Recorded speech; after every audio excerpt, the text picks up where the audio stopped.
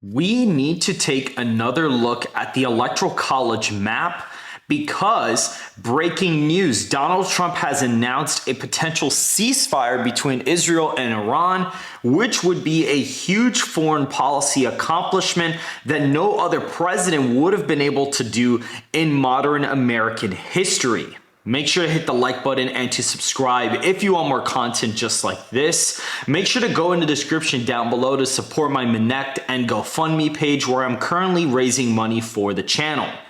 Looking at several different instances here, Mark Mitchell from Rasmussen Reports basically says that JD Vance has a 9-point favorable edge on Gavin Newsom, which is very interesting. I'm going to be looking at those crosstabs whenever I get the chance to, because that is a huge lead, and that would be overestimating. That basically means I would have been overestimating Gavin in my most recent prediction by quite a bit.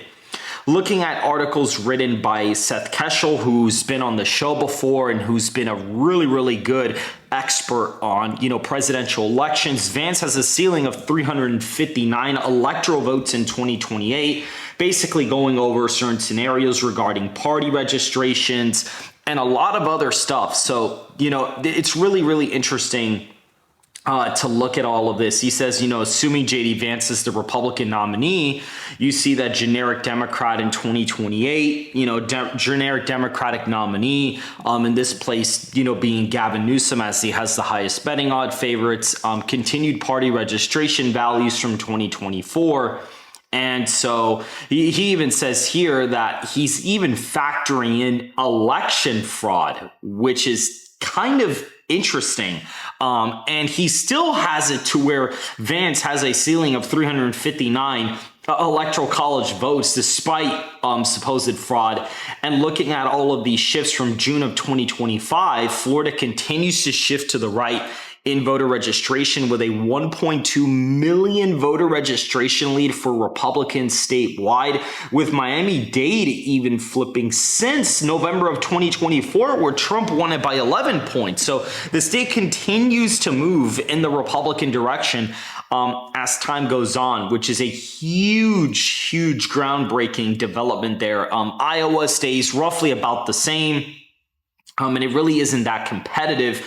And, Iowa gaining basically could potentially factor in Minnesota and Wisconsin. Neither of those register by party, but Iowa does have a relationship with Wisconsin and Minnesota electorally. They are kind of correlated amongst each other. So that's why that is really important to point out there. Pennsylvania, again, the voter registration gap has been cut significantly since 2024. Once again, and we see like Northampton continues to shrink. Philadelphia goes down slightly. Montgomery, just a slight, shift there. And even in Allegheny County, the same thing. Yeah, these minor shifts there, but Northampton shifts quite a bit. And even Bucks County is now officially in the Republican fold in terms of voter registration. North Carolina is almost Republican favorable in voter registration when you have these key counties here shifting by a decent amount in some respects there. And we even see, for example, in New Hampshire, about a 0.7 percentage point gain, 10,000 vote pickups there, which is really interesting. And then Arizona continues to shift to the right, with Maricopa also shifting to the right. Not as much as Pima, which is interesting. And in a forecast that I do, Pima actually tends to shift Republican by quite a bit. And Nevada, we clearly see, is basically tied statistically. And we clearly see Washoe County is kind of maxing out in those gains. But we also see Clark County has shifted about a point and change, almost a point and change in terms of voter registration. So again, that continues to shift to the right as well. And even talking about how to tell Democrats they know they've lost the Hispanic vote, and going over a bunch of different, coalitions where, North Carolina, Georgia, Arizona, Nevada, Pennsylvania, Michigan, and Wisconsin. There are a lot of these key demographics which helped Trump win the 2024 presidential election against Kamala Harris. And looking forward to 2028, Vance versus Gavin Newsom, across the board, he pretty much outperforms. The only swing state where he doesn't really gain is, in fact, Georgia. That is the only one where Vance does slightly worse, but it's literally like a 0.2 of a point difference there. In Wisconsin, it's literally like 0.05 percentage points better in Wisconsin. It's like a very slight improvement in the state. Just very, very narrow improvements there. Minnesota shifts a point to the right. New Mexico shifts 2 points to the right. So does Colorado. Some of these red states continue to either shift left or shift Republican. But North Carolina, Pennsylvania, Michigan, they all shift to the right by a somewhat decent amount, including like, Connecticut and Rhode Island, even Maryland, Massachusetts, Vermont, New York shifts 2 points Republican, Maine shifts like 1.5 California shifts 5 points to the right, which is very fascinating. And Texas shifts 5 points to the right here, with Vance cracking 7.1 million votes in the state of Texas, which is like insane numbers there. That's like huge numbers in Texas, like huge. And he gets 3.8 million in Pennsylvania. So that is very, very fascinating to look at. And you do have pretty high turnout across the board in this election cycle. I expect Vance here to get about 84 million and Newsom gets about like 77, 78 million, give or take. And this is adding on new voters that will come into the fold. So no, Gavin Newsom will probably not underperform Harris in raw vote totals, given that just with adding new voters alone, I mean, it would be quite difficult for all of those voters to drop off the face of the earth for Gavin Newsom to not exceed Harris's total. I would actually be very surprised if he ends up underperforming Kamala Harris's vote total nationwide.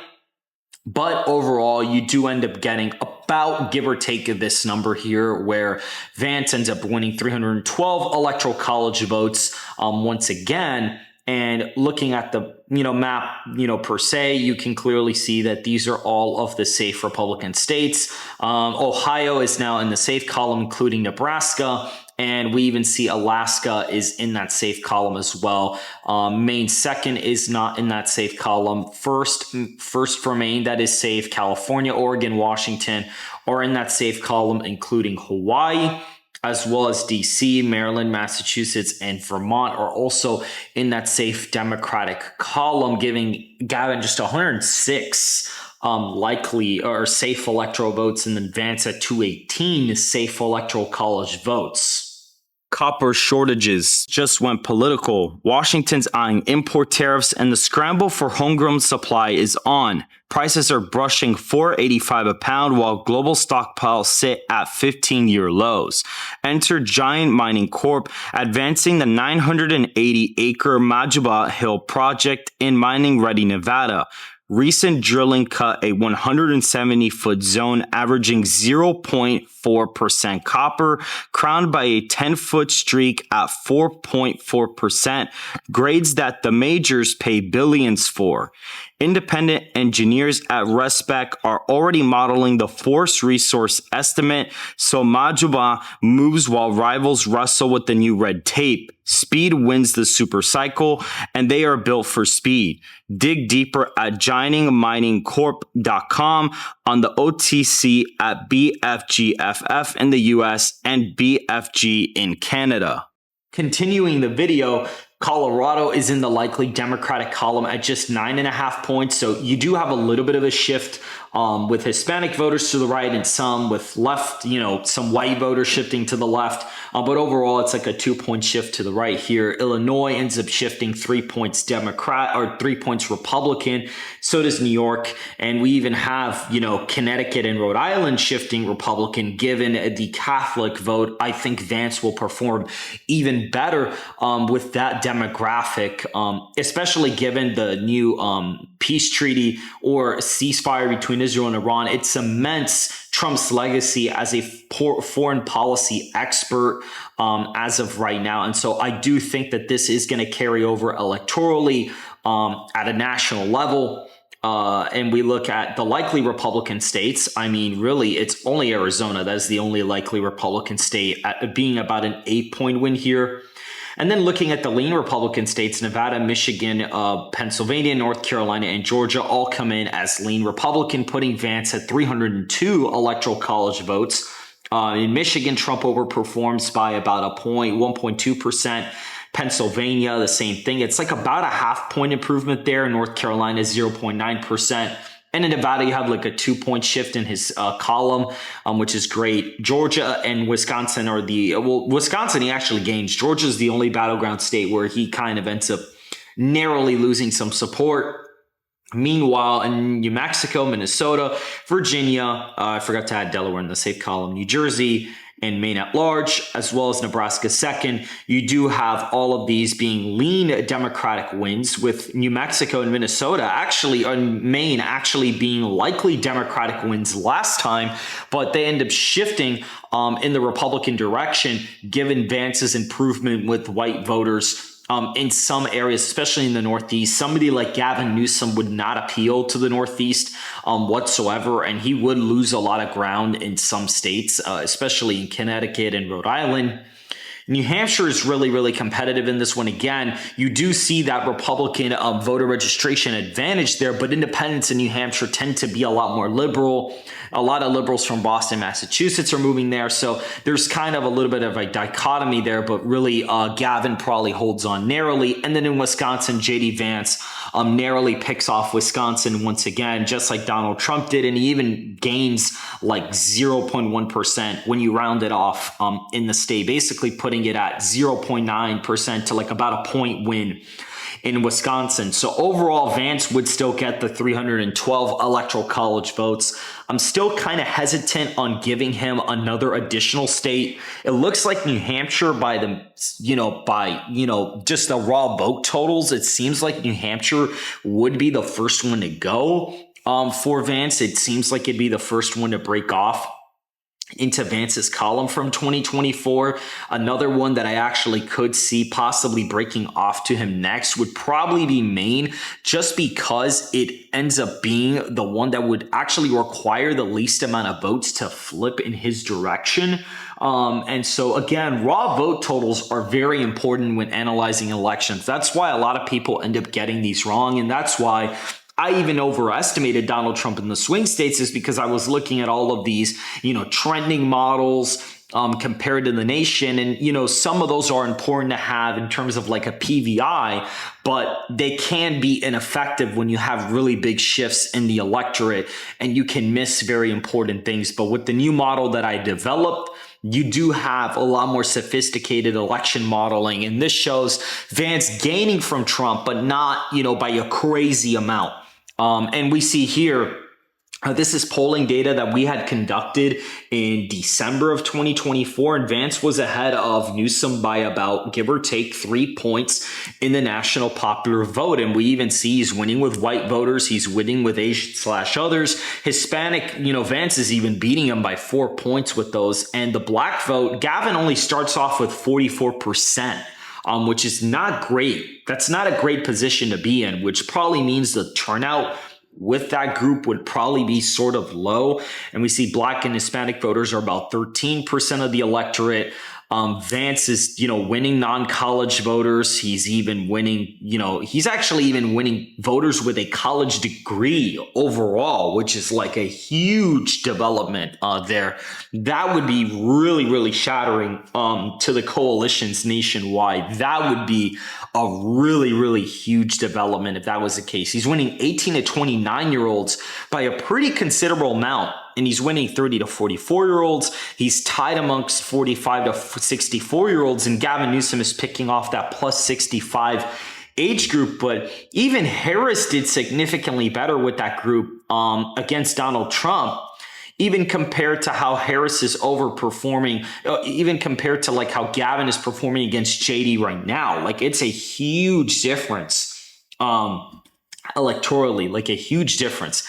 And you even see here, voters that did not vote in the 2024 presidential election, they're basically tied, and a lot of them are really undecided as of right now. So that's really the demographic that is going to decide the election. And then you have, more voters that voted for Harris that are undecided than people that voted for Trump. So you have some fragments of the bases that are kind of just still up in the air.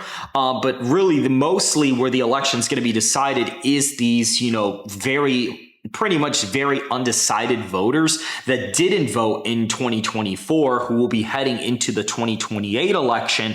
And so that is going to be a really interesting development as time goes on.